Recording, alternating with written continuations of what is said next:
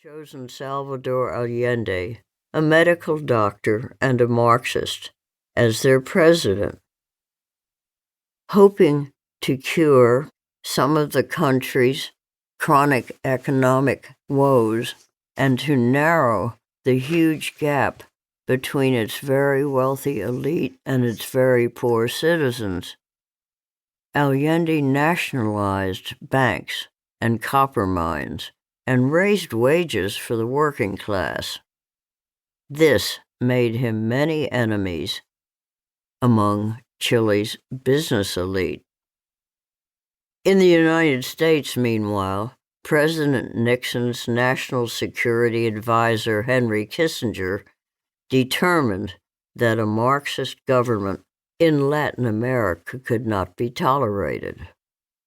The CIA, which had been carrying out covert operations in Chile since the 1960s, helped to instigate a military coup. That coup came on the fateful date of September 11th, 1973, when General Augusto Pinochet led a swift, brutal, U.S.-backed takeover of the government.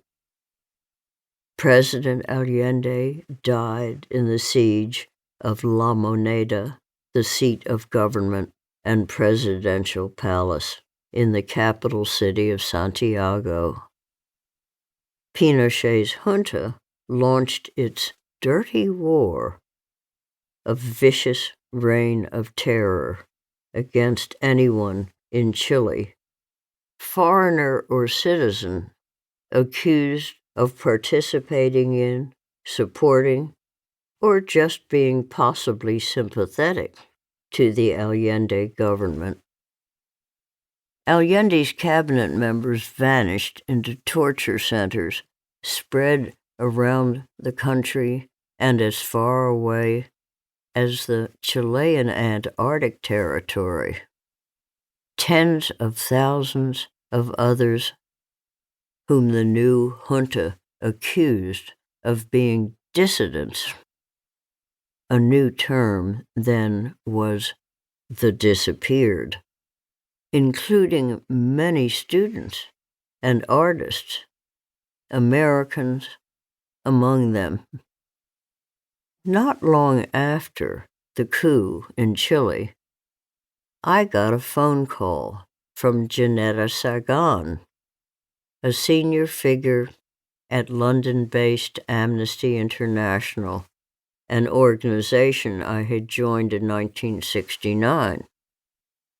Janetta told me that First Lady Hortense Allende was to speak at the UN in February 1974, and I'd been chosen by Amnesty International to go to Chile and bring back all the data I could gather on Allende's ministers who had been killed or were imprisoned somewhere since the coup.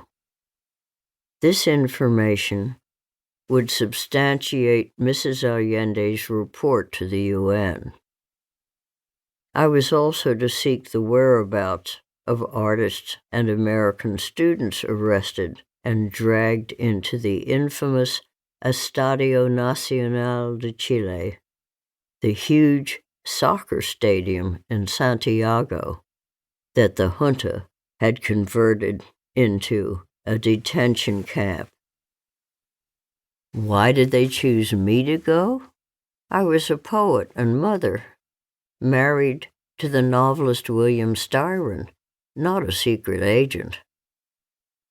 But that was why, I guess, I could plausibly pose as an innocent American tourist, just taking in the sights, unlikely as it was anyone sane would choose to vacation in Chile at that moment.